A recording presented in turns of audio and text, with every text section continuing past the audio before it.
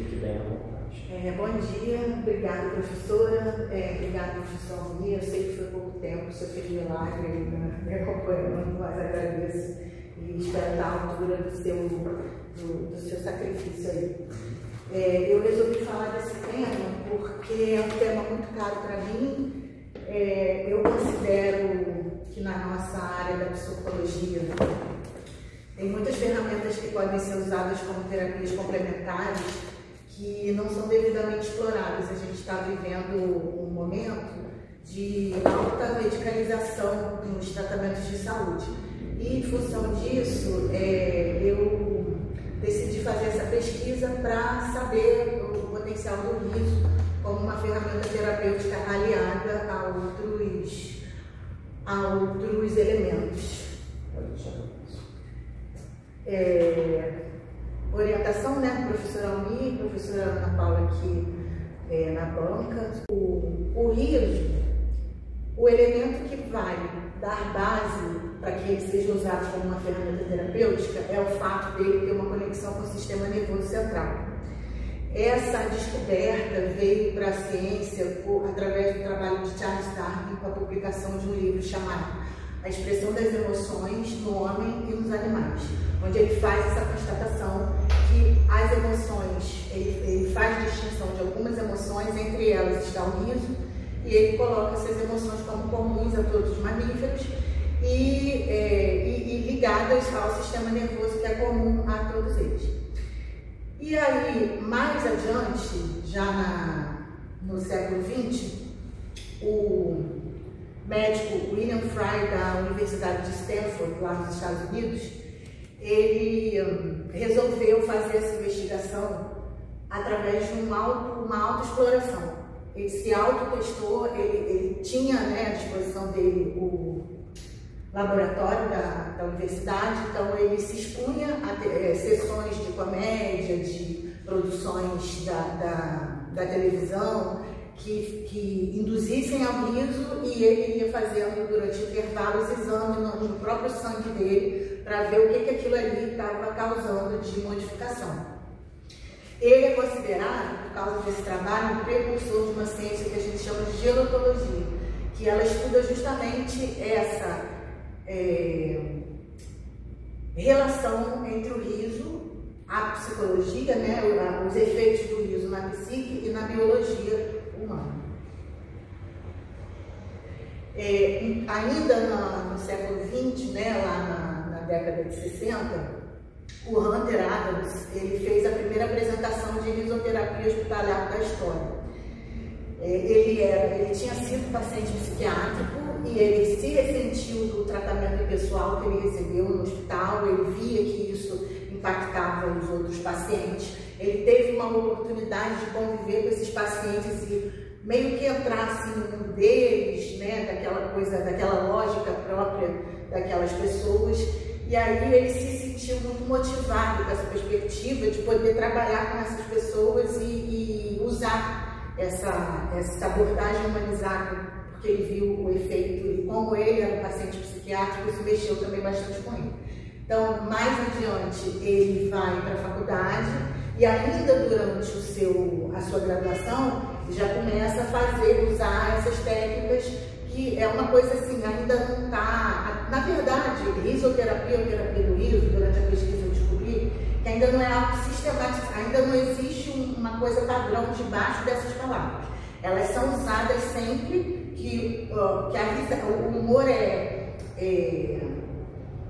estimulado de alguma forma, através de alguma ferramenta, sejam quadrinhos, gibi, seja palhaço, apresentação, seja uma comédia, como eu já falei aqui já de algumas pessoas, ainda não tem uma coisa sistematizada. Então, quando eu falar de risoterapia, tem que ser entendido nesse sentido, que é um guarda-chuva debaixo do qual algumas técnicas são empregadas. E aqui eu estou falando das principais formas.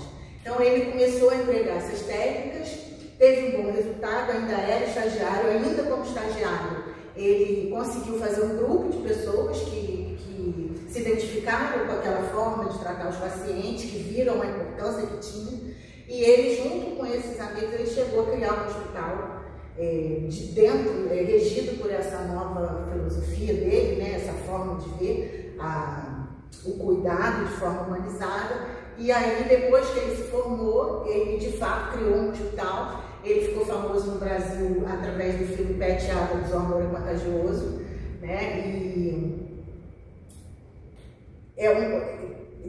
nessa época, aí, o espírito desse tempo, a gente vê bastante pesquisadores se dedicando a essa abordagem humanizada.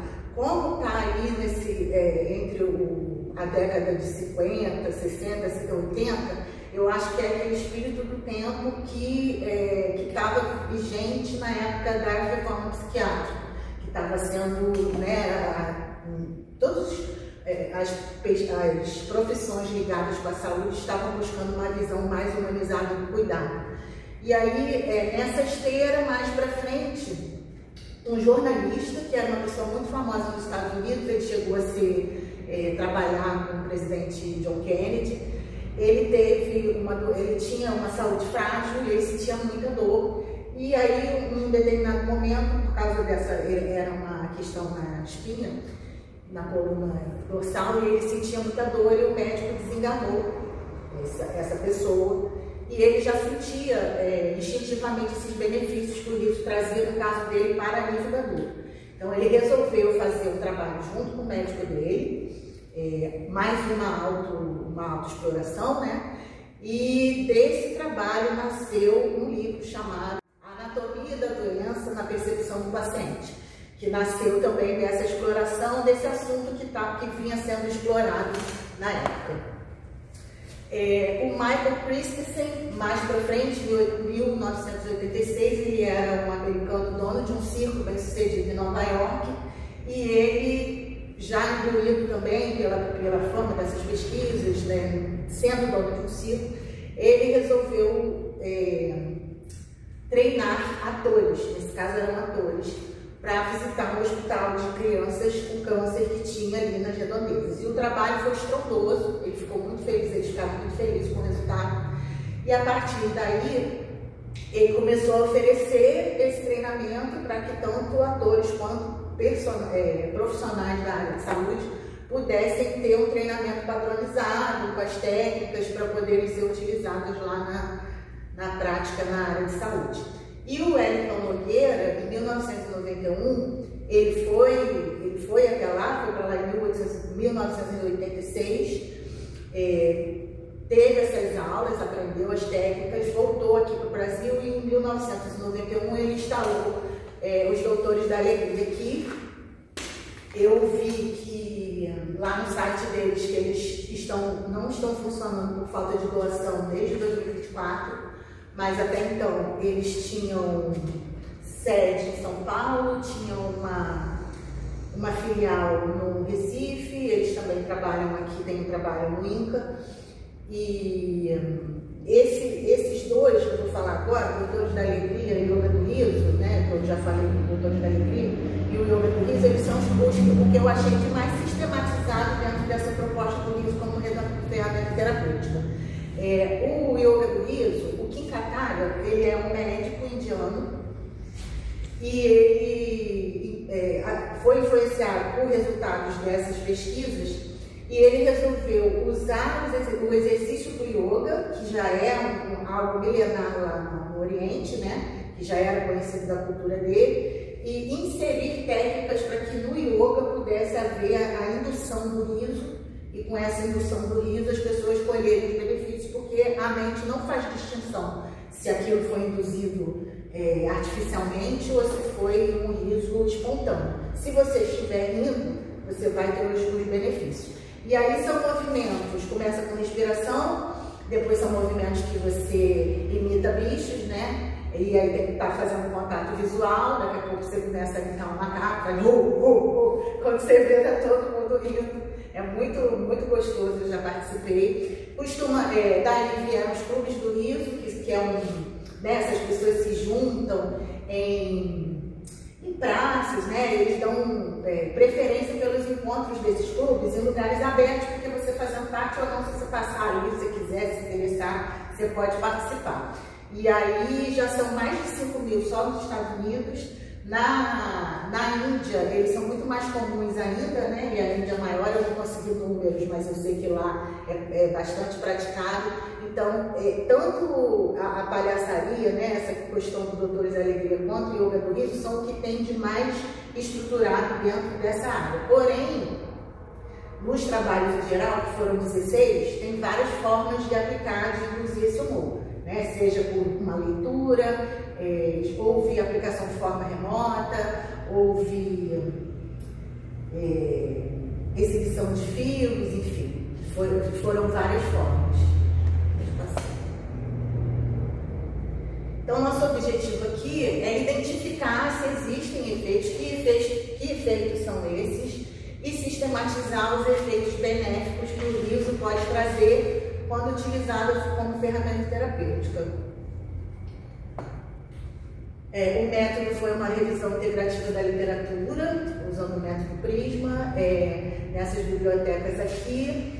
Os termos de busca foram variados porque, como eu expliquei para vocês, não tem uma terapia do riso propriamente dita. Então, a gente abriu os termos para que eles pudessem alcançar outras formas, talvez, de aplicar essa indução do riso, que não fosse a palhaçaria ou o yoga do riso.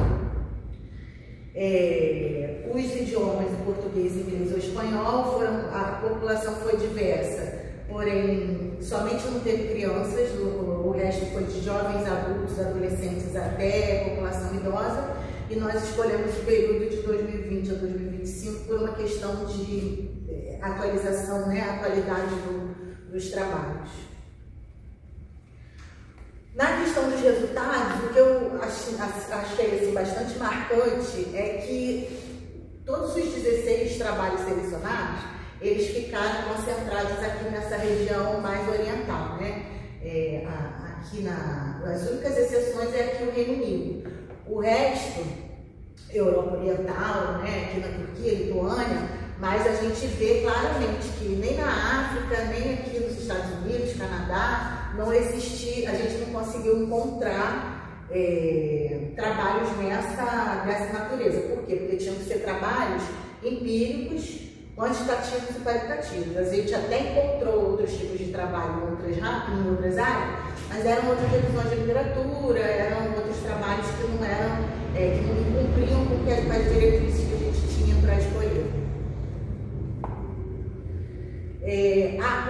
O efeito marcante, mais marcante assim, do riso é a suavização, né? A redução dos sintomas negativos ligados ao sofrimento psicológico, sofrimento emocional ou sofrimento psicológico após as sessões estruturadas. Então, essa diminuição dos sintomas negativos, estresse, ansiedade, mau humor, desmotivação, isso tudo sendo eliminado, sendo reduzido, causa uma cascata de efeitos, né? Porque aí a pessoa já está mais relaxada, menos estressada, ela vai ter uma relação melhor com quem está em volta dela, tem aquele riso, então acaba fazendo uma ligação emocional, então de qualquer forma você vai ter uma convivência melhor com quem está em volta de você. Tem essa coisa muito forte da resiliência, que as pessoas mesmo em cuidados paliativos, né, pessoas muito graves, com doenças graves, como foi o caso de câncer, teve vários estudos aqui, e as pessoas ficam mais resilientes para aguentar aquela rotina dolorosa, né, tendo um pouquinho de diversão aí no meio desse dia, a gente restaura um pouco da motivação, um pouco do bem-estar daquelas pessoas. Uma outra coisa que foi marcante também foi a questão da qualidade do sono, que a gente sabe que é um outro elemento que vai ter desdobramentos em relação à saúde mental, né? Porque quando a gente tem uma boa noite de sono, a gente faz todos os nossos processos biológicos que são característicos desse momento adequadamente. Isso tem um impacto, né, no resto da nossa vigília e na nossa saúde de uma forma geral. Então foi outro ponto assim que foi bem pronunciado dos resultados desses estudos. Outra coisa bacana é que foram observados benefícios em todas as faixas etárias que apareceram na população, né, só com exceção de crianças. E isso faz dessa ferramenta uma ferramenta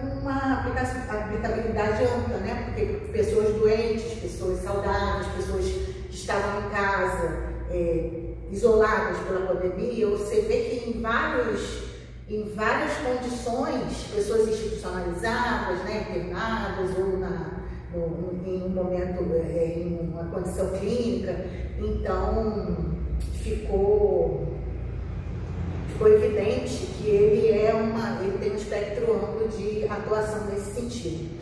A repetição desses achados que eu falei para vocês aqui, que são os mais marcantes, ele sugere que o riso ele é mais do que uma descarga pontual, porque é uma descarga emocional, né? Aquele riso, aquela risada, e a gente sente no nosso corpo, quando a gente tem um ataque de riso, a gente sente aquela leveza. Então, o nosso corpo instintivamente ele já sabe, ele já busca esse alívio, esse bem-estar. Mas além disso, ele pode estimular reorganizações cognitivas, porque essas reorganizações cognitivas e afetivas, elas fortalecem a capacidade de a pessoa se adaptar diante de uma situação como uma hospitalização, ou como foi o caso de um estudo que a gente viu, né, desastres naturais, que as pessoas, todo mundo passando pela mesma coisa ao mesmo tempo, então mobiliza muito, você não tem nem, né, quando é uma coisa só com você ainda tem para quem correr, mas quando é o mundo acabando, então até nesse momento o riso mostrou a efetividade dele, ou seja, isso está de acordo com a descoberta da gelotologia lá de 1960, que o riso, eles fizeram vários exames clínicos, né, a partir daquele momento, e aí ficou provado que o riso promove a liberação de opioides endógenos, reduz os níveis de cortisol e epinefrina, eleva a produção de anticorpos e estimula as células responsáveis pela resposta imune e anticâncer. Ou seja, todo esse coquetel aqui hormonal que o riso vai liberar na corrente sanguínea da pessoa vai dar esse efeito aqui, que é um efeito de, o cortisol, liberação de opioides. Os opioides, o ópio é um elemento utilizado, um forte, como é que a gente fala, analgésico, né? Fortíssimo, chega a causar dependência, dependendo de como a pessoa usa isso. Então, se ela tem uma alternativa que é gratuita, que é universal, a usar esses opioides, então isso fortalece a nossa tese de que o riso sim pode ser usado como ferramenta terapêutica. Redução dos níveis de cortisol, a gente sabe que na ansiedade tem alguns problemas, inclusive, onde a pessoa tem um desequilíbrio na produção, entre produção de cortisol e produção de ocitocina, e aí são aquelas pessoas que vão arrastando, né, depressões, quadros graves de depressão, ansiedade, síndrome do pânico. Então, o riso, introduzido na rotina de uma pessoa dessa, que normalmente é uma pessoa que toma medicações fortes, eu não estou falando de substituir a medicação, mas estou falando que ele pode entrar como um auxílio, né, um suporte, que talvez ajude a balançar de forma menos, de uma forma que não tem efeito colateral, né, porque ele ainda tem esse benefício. O riso não tem efeito colateral, ou ele vai te deixar bem ou você não vai rir. Se você rir, você vai colher os benefícios. Pelo menos que seja um momentozinho de diversão. E tem essa questão do estímulo, dos anticorpos, da resposta imunológica e da resposta anticâncer. Então, isso é muito precioso, né? O câncer cada dia mais é uma doença que está crescendo. Então, se a gente tem também uma ferramenta dessa à disposição, é algo mais que a gente pode usar. E aí fica, né? Você pode passar, por favor? Fica nas considerações finais, aí para a gente pensar, aquele mapinha que a gente viu durante a apresentação, quanto espaço que tem ainda para isso ser, né, estudado, esse conhecimento ser disponibilizado, para que a gente possa passar a entregar isso em benefício dos nossos pacientes. E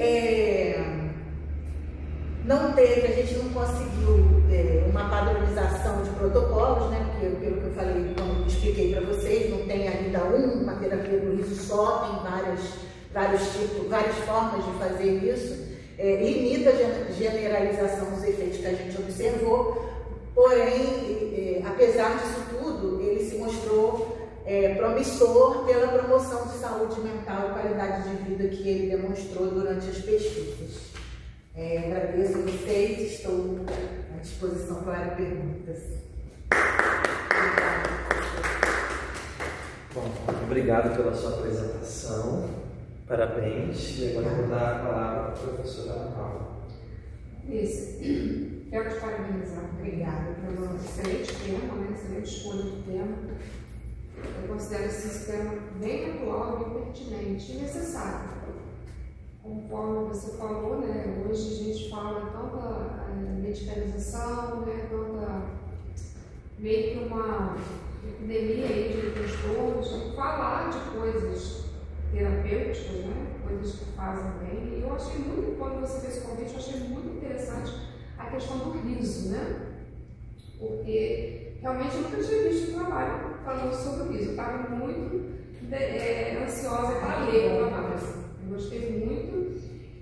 Achei, só que eu li o seu trabalho ontem, né? Assim, li um pouco ontem, terminei de fazer a leitura hoje e escrevi algumas coisas aqui. A leitura eu achei muito bem escrito, né? Uma leitura bem fluida, bastante, bem fluida mesmo, porque às vezes a gente lê alguns trabalhos com uma escrita bem assim, truncada, né? Mostra que você tem bastante experiência, né? Uma maturidade de escrita, né? Acadêmica, muito bem escrito o trabalho, a introdução foi bem clara, objetiva, né? Bem articulada. Vi que você introduziu também o conceito de psicologia positiva, né? Só senti falta de você falar aqui na apresentação, mas nervosismo que a gente esquece, está tranquilo, né? Foi bem sucinta a introdução, mas eu achei que esse tema também, trazer isso é bem pertinente, já que a teoria ela foca muito na saúde, na felicidade, no bem-estar, né? Precisa até uma frase que saiu lá quando você sente de riso, né? Exatamente. E eu achei bastante pertinente, tá? Então, assim, muito bom a apresentação. Seu referencial teórico também gostei bastante. Você trouxe um recorte bem interessante, fazendo assim um passeio mesmo pela história, né? Citando lá a Grécia Antiga, os dias atuais. E quando eu vi a Grécia Antiga, meus olhos brilharam, né? Porque eu tenho formação filosófica também. Então, quando eu vejo um aluno se interessar por filosofia, eu fico assim, né? Apaixonada. Eu até lembrei de um filme, não sei se você lembra desse filme, lembrei do Humberto Eco. Meu Deus, eu até botei o filme aqui. O Nome da Rosa? O Nome da Rosa. Eu pesquei o filme, depois fizeram até a série também, né? E aí eles resgatam, né? Tem uma teoria da poética de Aristóteles perdida, que fala sobre o riso, né? Se você não viu esse filme, ele é bem interessante. Fala do riso. Que eles no mosteiro eles proíbem, o riso eles escondem esse riso. Exatamente. São bem interessantes. Eu gostei bastante do diferencial teórico. Seu objetivo também foi bem claro, né? Bem preciso, né? Acho que foi bem a bom tempo. Eu só senti falta que você só citou no resumo. Mas como eu não sei como que é aqui o template, né? Mas foi citado no resumo, então tá ótimo. E, geralmente tem alguns lugares que a gente cita na introdução também, né? Eu não sei se... Final da introdução. Final da introdução. Mas foi citado no resumo, deu para entender. Você citou agora na apresentação também, foi ótimo. Bem esclarecedor, tá? Seu método foi impecável, muito bem construído, muito bem detalhado, de acordo com os protocolos de revisão. Você citou na apresentação que você usou o protocolo Prisma, não é isso? Aí na escrita também eu senti falta de você citar. Diagrama. Vou dar uma olhada. Diagrama Prisma. Sim, verdade. Isso. Você fez tudo, né? Você citou aqui na apresentação. E uma coisa também que eu fiquei, também só para você verificar, porque o seu título está com revisão sistemática. E no método você fala que é uma revisão integrativa. Aí, né, só para tirar essa dúvida aí, está mais para sistemática, né? Ele está seguindo os protocolos certinhos ali. Aí depois eu olhei lá no método, não, no título, agora é sistemática melhor. Então acho que é só para fazer essa sugestãozinha, né? Em relação à análise, né, você apresentou também uma análise bem rigorosa, bem detalhada, assim, permite uma fácil compreensão da leitura dos resultados. Eu acho que até se um leigo nesse dá para entender direitinho, né? Se detalhou lá nos resultados de conclusão, em discussão, depois você detalhou mais um pouco abaixo. Então ficou bem detalhado, assim, ficou bem sistematizado mesmo, né? Você falou da metodologia, você falou dos eixos, né? Então eu gostei bastante, a discussão ficou bem legal, ficou bem bacana.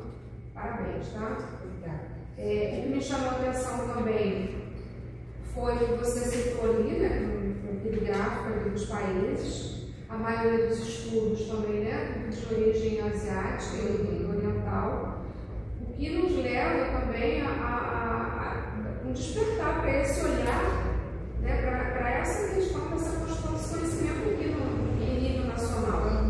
E assim, mostra como a gente no Brasil está tão aquém, né, dos outros países, né? Ligado a esse tradicionalismo. Exatamente. Ligado ao tradicionalismo. Porque a gente está muito ligado aqui, né, à tradição americana, inglesa, você vê que só teve. Exatamente. Você vê isso bem reportado no mapa. Só teve no estudo do Reino Unido, isso me chamou bem a atenção.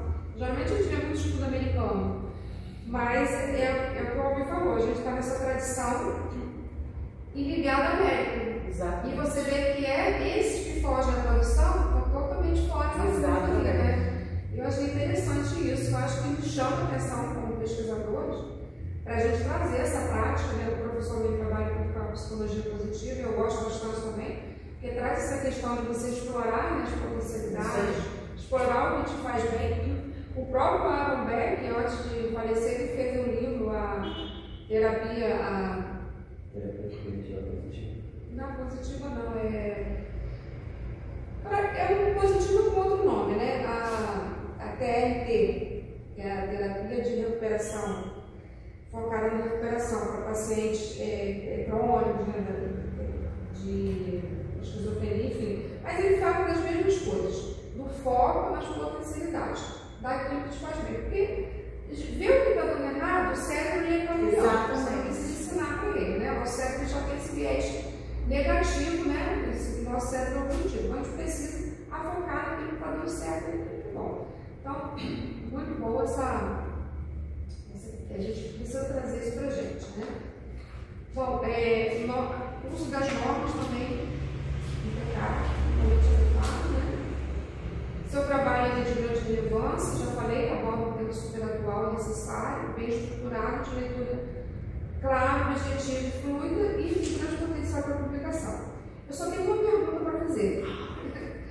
Não é uma pergunta, eu queria saber o que esse trabalho trouxe de experiência para você.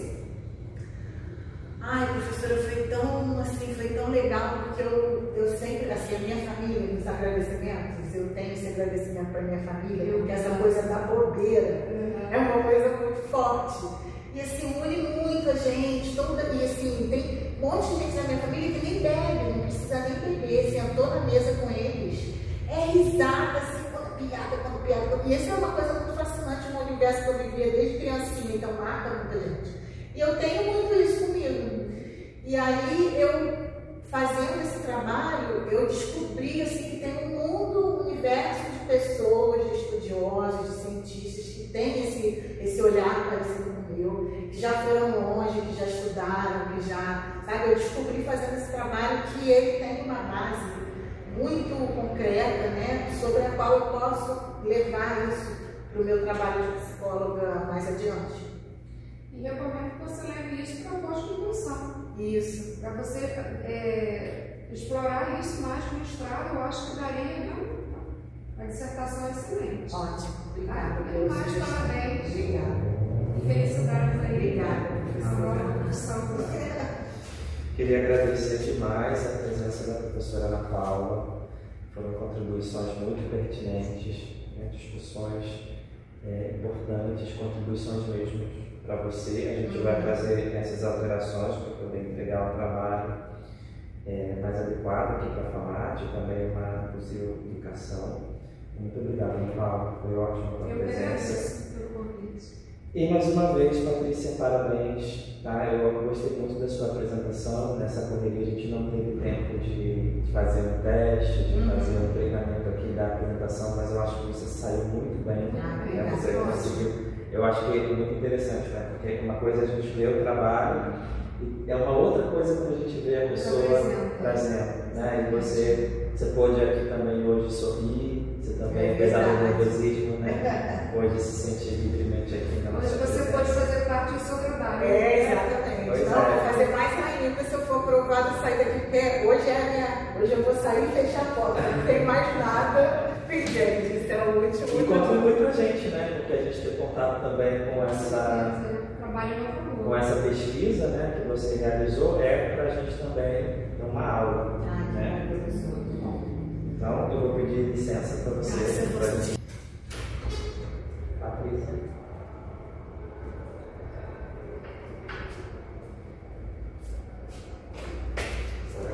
Hora da avaliação. Oh my God! Bom, aos 11 dias do mês de julho do ano de 2025, na Faculdade de Maria Tereza, sediada na Avenida Visconde do Rio Branco, 869, São Domingos, Niterói, teve início a apresentação de trabalho de conclusão do curso intitulado O Riso como Ferramenta Terapêutica, uma revisão sistemática, apresentada por Patrícia de Oliveira e Silva para obtenção do título de bacharel em Psicologia. Fez parte da banca examinadora, Dr. Almeida Brito Cardoso, Faculdade de Maria Tereza, orientadora e presidente da banca, e mestre Ana Paula de Oliveira Fernandes Araújo, Faculdade de Maria Tereza, membro da banca. A banca examinadora analisou e aprovou com grau 10. Nada mais a tratar, eu, presidente da banca examinadora, lavrei a presente ata que vai assinada por mim e pelos demais membros aqui presentes. Parabéns, Patrícia!